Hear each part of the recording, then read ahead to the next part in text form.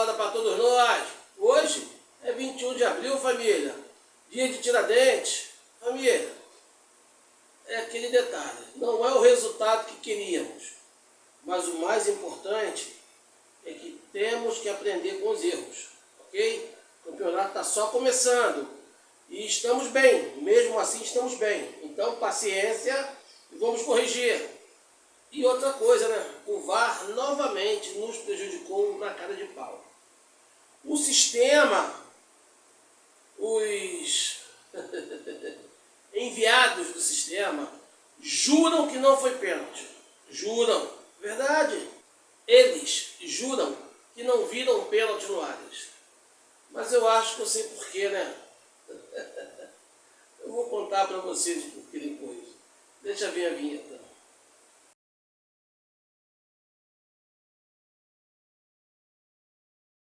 Tamo junto, família Tricolor! Uma segunda-feira abençoada para todos nós. Aqui no Rio, Baixada Fluminense, tá chovendo que nem doido, rapaz. Domingo, segunda, tem tempo certo não, a chuva não para. Espero que o Papai do Céu abençoe seu dia. E vamos de informação do Fluminense, que é o que a gente quer, galera. Oxe, primeiro vamos falar do time. Família, eu já estou vendo muita gente falando um monte de asneiras. Por que eu falo asneiras? Eu não quero ser o senhor das certezas, não é isso. Mas quando a gente for fazer uma crítica, galera, que ela seja construtiva. Vê se vocês concordam comigo. O campeonato está começando agora, a quinta rodada. Nós estamos em terceiro lugar. O Renato continua sem tempo para treinar. Ele teve alguma falha ali durante o jogo? Teve, eu acho que teve. Teve. Mas todo treinador tem, cara. Às vezes eu acho que a gente maximiza os nossos erros e minimiza os nossos acertos. Eu acho que não é por aí. Porque mesmo com um equívocozinho aqui ou ali, nós ainda fomos melhor na partida e merecemos a vitória. Vou confessar a vocês, eu vendo o jogo, quando o cara tentou dar o primeiro passe, que a bola bateu em um, bateu em outro, e caiu na frente para ele, eu falei, ai desgraça, tomamos gol. Infelizmente não deu outra. Porque o cara deu muita sorte no primeiro lance. Foi o quê? Foi inexperiência dos jogadores, que ali era para fazer a falta. Quando ele partiu para dentro, era para parar logo a jogada ali. E não foi feita essa falta. Mas paciência, a gente aprende. A gente aprende. Por que nós não saímos com a vitória? Foi culpa do Renato? Não. Foi culpa do time? Também eu até acho que não, cara. Foi um conjunto de fatores que acontecem na vida de qualquer clube, de qualquer time.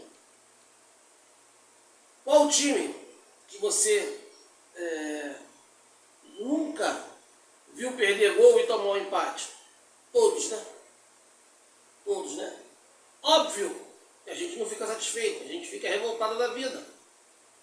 Mas na hora de analisar, na hora de passar a nossa opinião, para que muitos tricolores formem a opinião deles, nós temos que ser sensatos.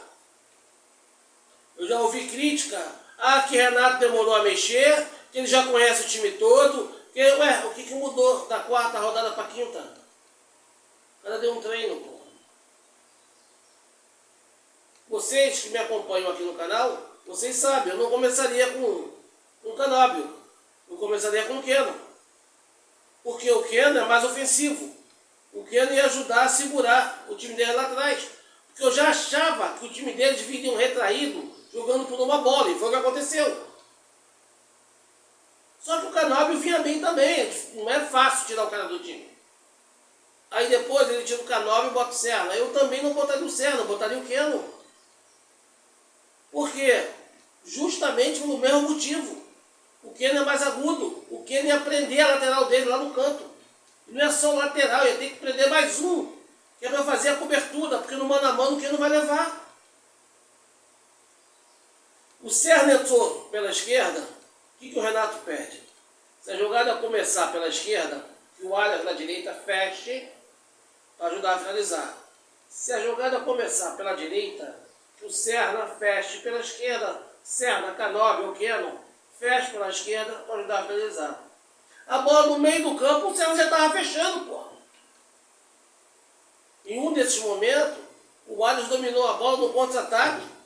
Se o Serna fica aberto, ele ia receber livre. O Serna vai e bola com o Cano no meio. Um zagueiro só ficou marcando os dois.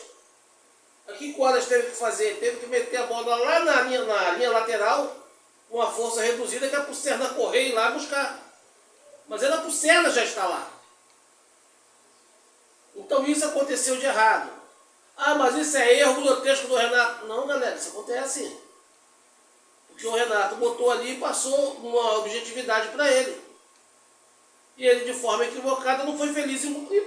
Isso acontece. Isso acontece. Como acontece da gente ter a oportunidade de não fazer o gol. É só o Canóbio que perdeu o gol? Nenhuma rodada ou outra perdeu o gol? Perderam. Aí você vai falar para mim assim, Portela, você está falando muito dos outros times, mas o problema aqui é o Fluminense. E aí eu vou trazer para vocês. Não é questão de falar muito dos outros times. É questão de falar o impacto que a torcida tem em outros times e que a nossa tem no nosso time. Quando você vê lá, vou tirar até o Cruzeiro que está em má situação, mas quando você vê a maioria dos outros times, Palmeiras, Flamengo, outros times que estão em cima, perdeu, a torcida vai lá, vai malhar e tal, mas no jogo seguinte, vida que segue, vão apoiar. E aqui já tem uns caras que já começaram a plantar sementinha na cabeça do torcedor. Eu já digo aqui, tem uns 5 dias atrás, 4, não sei o certo, eu comentei, na primeira adversidade, vou começar a querer plantar picuinha, porque, na verdade, estão aturando o Renato, eles não querem Renato. Mesmo o Renato sendo um excelente treinador, eles não querem Renato. Eles estão na modinha de treinador internacional. Eu até brinquei, se for o português da padaria, eles aceitam, porque eles querem alguém internacional para chamar de seu. É só status babaca. Eu até comentei, tá aí o técnico do Cruzeiro, é português, e aí? Só tomando pancada. Mas aí ninguém fala do técnico internacional. Técnico nacional, e tem vários que estão bem pra cacete. O próprio Renato, tem o Roger, outros tantos, estão bem. O português é o melhor deles, é o Abel Ferreira, que já está há um bom tempo sendo na cabeça da lista. Sempre sendo um dos cabeças. Mas, cara, o melhor treinador é aquele que faz o time jogar. Não é preconceito contra estrangeiro, contra não sei quem. É aquele cara que faz o time jogar. E o time do Fluminense começou bem. Aí vem a parte que eu quero comentar com vocês. Se não fosse a sacanagem do VAR e não chamar o árbitro para ver o lance do pênalti, a gente poderia ter feito 2-0 e garantir o resultado. Aí o outro lance, família tricolor, quero passar para vocês, pelo amor de Deus. Não entra nessa pilha de tem que ser líder. Não, tem que ser líder. Tem que ser líder. Agora tem que ser líder. Galera, isso é vaidade babaca. Babaca. O que nós temos que brigar é para estar lá em cima. Entre os 4, entre os 6 no máximo. Temos que brigar até o final da competição. Líder, já falei e repito, eu quero ser, se eu for líder em uma rodada só, beleza, eu só quero ser líder na 38ª rodada, só isso, mais nada. Porque é isso que importa, família. É isso que importa. Às vezes você chega lá em cima, líder, cheguei a líder, aí acha que já conquistou alguma coisa e começa a tomar porrada. Eu não vejo por aí. Porque eu já comentei com vocês, cara, chegar lá em cima é fácil, não é difícil. Não é difícil. O difícil é se manter lá em cima. Ali em terceiro, onde o Fluminense está, é difícil. Se manter em segundo, primeiro, quarto, quinto, é difícil. Isso é que é difícil. Ok? Você já viu como é que funciona a maratona? O cara não quer ser o primeiro. Ele quer ficar em segundo, terceiro. Porque no final da maratona, ele quer dar o sprinter para aí sim chegar em primeiro. Quando você passa a ser o primeiro muito cedo, você passa a ser o time a ser batido. Eu nunca vi um time que chegou na primeira colocação muito cedo, ficar lá até o final e ser campeão. Eu não lembro. Pelo contrário, lembro de vários que ficaram lá em primeiro um tempão. Na reta final tomou bordoado e perdeu a liderança, perdeu o título. Então, quanto a isso, a gente tem tranquilidade, ok? O trabalho do Renato só está começando. 5 jogos, 4 vitórias e 1 empate. Está ruim? Aí o cara deve falar, Renato errou. Meu irmão, quem está no dia a dia do trabalho é o cara. Não tem como a gente querer saber mais do que o cara. É aquele velho papo que eu sempre falo para vocês, o engenheiro de obra pronta. Ah, não, perdeu porque o Renato não fez isso, é isso. Tá, e quando ganha? E quando ganha? Por causa de quê? Então vamos ter paciência, ok? Vamos jogar junto, que é o mais importante. E eu acho que a gente tem muita coisa boa para absorver pela frente. Tem muita coisa boa para vir pela frente. É só o início do trabalho. Valeu? Fecha comigo, dá essa moral nisso aí. Vamos ajudar o Flusão. Eu não tenho vaidade. Minha vaidade é ver o Fluminense bem, cara. Minha vaidade é ver o Flusão bem. Eu tô fechadão, tô juntão com o Flusão. Juntão. E você?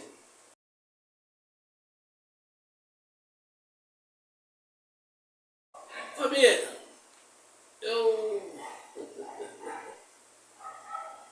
tem um lance do Aras aí, do pênalti do Aras. Aí eu chamo a atenção de vocês nos comentários do Paulo César de Oliveira. Chama a atenção do Paulo César de Oliveira e a atenção do Denilson. O Denilson já está a serviço do sistema. Tá soltinho. Oxe, cheio de graça. Tá soltinho. E os dois comentaram 2 aberrações. E eu quero trazer para vocês essas 2 aberrações. Vamos começar por aqui. O PC vai comentando, ele vai falando do jogo, e nesse lance do pênalti, eu travei aí, que é para mostrar para vocês que quando o lance é passado devagar, você vê o Aras sendo puxado. Aí eu pergunto a vocês, o Aras sendo puxado dessa forma, como é que ele ia se jogar, cara? Como é que ele iria se jogar? Reparem bem agora, olha só. Ou aquilo ali é uma camisa sendo esticada, ou o Aras tem uma verruga muito grande que chamou a atenção do companheiro. Que absurdo você passar com calma e não ver esse puxão de camisa.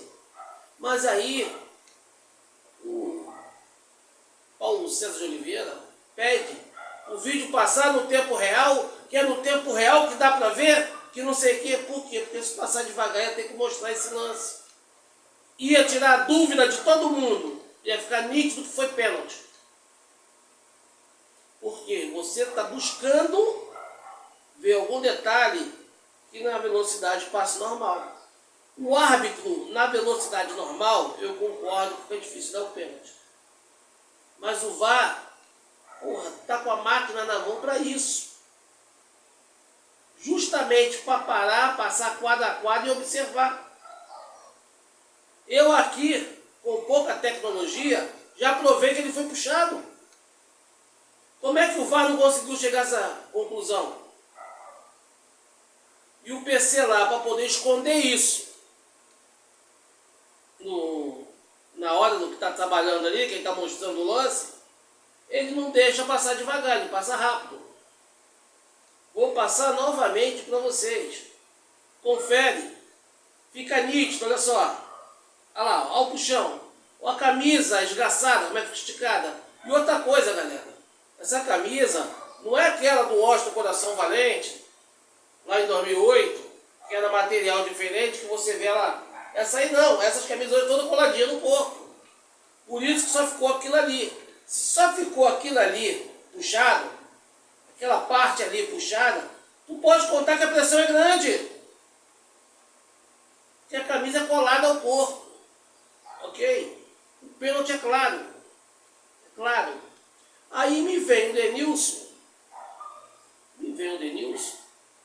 E para poder fazer graça, porque o Rizek viu que foi pênalti. O Rizek sabe que foi pênalti. Mas dando uma de João sem braço.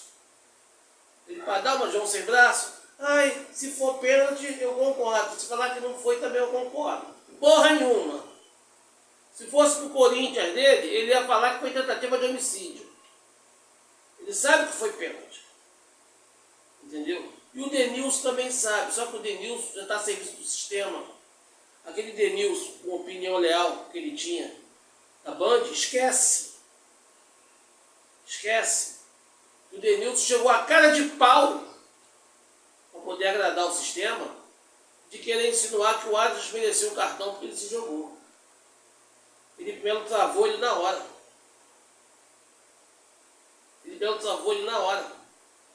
E ali, provavelmente, o Felipe já deu aquela travada porque ele sabe que ele foi provocado pelo Denilson. Denilson fez aquela palhaçada, para mim é palhaçada. Aquilo ali é frescura. Ele já botou aquilo ali justamente para instigar o Felipe Melo. Denilson, aquele Denilson, comentarista que brincava na hora certa e falava o certo quando certo, esquece. Aqui só vai puxar a brasa para a chefia, só vai puxar a brasinha dele para a chefia e cala a boca. Daqui a pouco vai começar a defender Corinthians. Não tenha dúvida disso. Ok? E repito, as instituições não têm nada a ver com isso. Elas não são culpadas pelo mau profissional que está ali desempenhando seu papel. Foi ridícula. Foi patética. Infantil a atitude do Denilson, ignorar o pênalti e ainda pedir cartão amarelo o John Arias. Aquilo ali foi infantil demais. Mas, se por um lado aqui eu digo a verdade sobre eles, por outro eu entendo o porquê que eles não acharam que foi pênalti. Eles juram que não viram o pênalti. Eu acho que eles estavam assim. Por isso que nenhum deles viu o pênalti. Lá no programa do Neto, lá eu recebi um compilado do Neto e o Godoy também falou que não foi pênalti. Fazem parte do sistema, né, galera? Fazem parte do sistema, a gente sabe como funciona. É muito escroto. É muita falta de responsabilidade em transmitir a realidade para quem está vendo a partida. É por isso que eu não perco o meu tempo vendo o jogo com esses caras trabalhando. Não perco o meu tempo. Ok? Mas de uma coisa, a gente pode ter certeza. Nem tudo é ruim. Nas próximas Olimpíadas, boxe pode levar Paulo César de Oliveira e Denilson. Porque do jeito que eles brigaram com as imagens, eles estão vendo que foi pênalti. E eles brigando, jurando que não foi, porra, pode levar para o boxe que eles vão ganhar todo mundo. A medalha de ouro certo. Medalha de ouro certo. Ou será que lá não pode cara de pau? Não sei. Vou deixar a opinião para vocês. Valeu? O Minuto Tricolor, vou ficando por aqui. Forte abraço a todos. Uma semana maravilhosa para todos vocês. Obrigado pelo carinho da atenção até o final. E tenha certeza. Tamo junto, Fusão, lealdade Tricolor sempre. Não esqueça, antes de ir embora, deixar seu like. Aquele comentário inteligente que só você sabe fazer. E tenha certeza que você, só você, é o CEO da nossa SAF. Ok? Muito obrigado por tudo e até a próxima. A gente se vê por aí.